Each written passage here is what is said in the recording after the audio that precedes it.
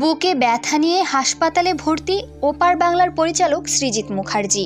গতকাল 18 এপ্রিল রাত 12:30টার দিকে কলকাতার একটি বেসরকারি হাসপাতালে তাকে ভর্তি করানো হয়।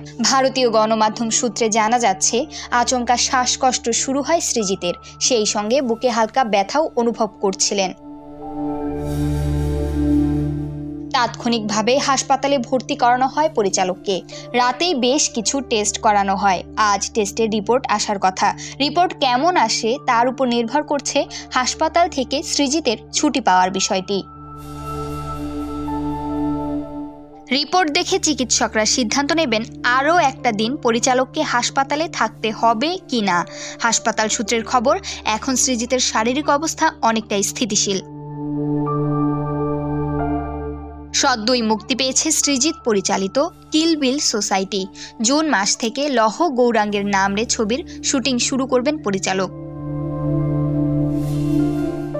একটি নতুন নাটকের মহড়া শুরুরও কথা ছিল। এরই মাঝে আচমকাই শরীর খারাপের খবরে উদ্বিগ্ন গোটা টলিউড। পরিচালকের অসুস্থতার খবরে দুশ্চিন্তার ভাঁজ পড়েছে ভক্তদের কপালে। তার দ্রুত সুস্থতা কামনা করছেন সহকর্মী থেকে অনুরাগীরা।